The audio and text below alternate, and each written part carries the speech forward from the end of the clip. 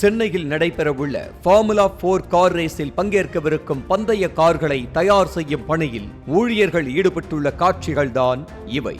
19ஆம் நூற்றாண்டில் மத்திய கிழக்கு நாடுகளில் தோன்றிய கார் பந்தயம்தான் இந்த ஃபார்முலா ரேஸ்.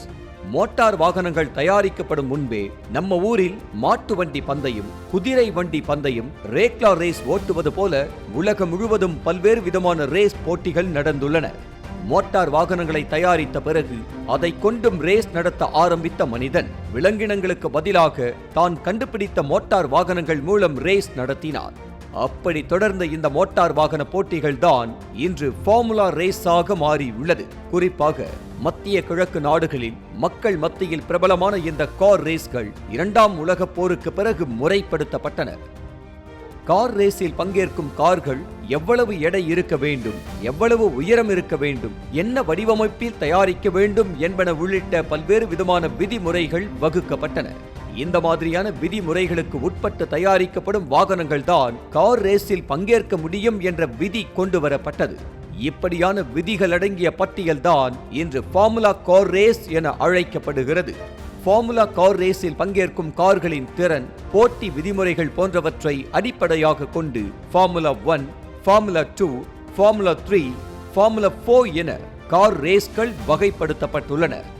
ஃபார்முலா 1 விதிமுறையின் கீழ் தயாரிக்கப்பட்ட கார்களை மற்ற ஃபார்முலா கார் ரேஸ்களில் பயன்படுத்த முடியாது. எந்த ரக ஃபார்முலாவை பின்பற்றி போட்டி நடத்தப்படுகிறது என்பதை பொறுத்துதான் அதில் பயன்படுத்தப்படும் கார்கள் குறித்தும் முடிவு செய்யப்படுகிறது. அந்த வகையில் நம்ம சென்னையில் இன்றும் நாளையும் நடைபெறவிருப்பது ஃபார்முலா 4 கார் ரேஸ் ஆகும். ஃபார்முலா கார் ரேஸில் உச்சபட்ச ரேஸாக கருதப்படும் ஃபார்முலா 1 கார் ரேஸுக்கு முதல் படிதான் இந்த ஃபார்முலா 4 கார் ரேஸ். ஃபார்முலா 4 ரேஸில் பொதுவாக இலகுரக என்ஜின்களை கொண்ட ஓப்பன் வீல் கார்கள் பயன்படுத்தப்படுகிறது.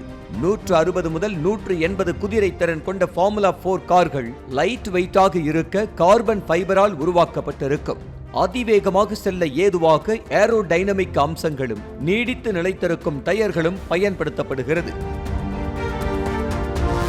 சென்னையில் நடக்கும் ஃபார்முலா 4 கார் ரேஸிற்கு இத்தாலி மற்றும் பிரான்சிலிருந்து பிரத்யேக கார்கள் கொண்டு வரப்பட்டுள்ளன. ஒரு நபர் மட்டுமே அமரக்கூடிய இந்த கார்கள் அதிகபட்சம் மணிக்கு 210 கிலோமீட்டர் வேகத்தை எட்டக்கூடியது. மேலும் டிரைவர்களின் பாதுகாப்பை உறுதி செய்ய ஃபார்முலா 1 கார்களில் இருப்பதைப் போல ஹாலோ சேஃப்டி அம்சமும் இதில் இருக்கிறது. சென்னை தீவுத்திடலை சுற்றியுள்ள 3.5 கிலோமீட்டர் சுற்றளவு உள்ள சாலையில் கார் ரேஸ் நடைபெறுகிறது. தீவுத்திடலில் தொடங்கி கொடிமர சாலை, அண்ணா சாலை, சுவாமி சிவானந்தா சாலை, நேப்பியர் பாலம் வழியாக மீண்டும் தீவுத்திடலை வந்தடையும் வகையில் வழித்தடம் அமைக்கப்பட்டுள்ளது.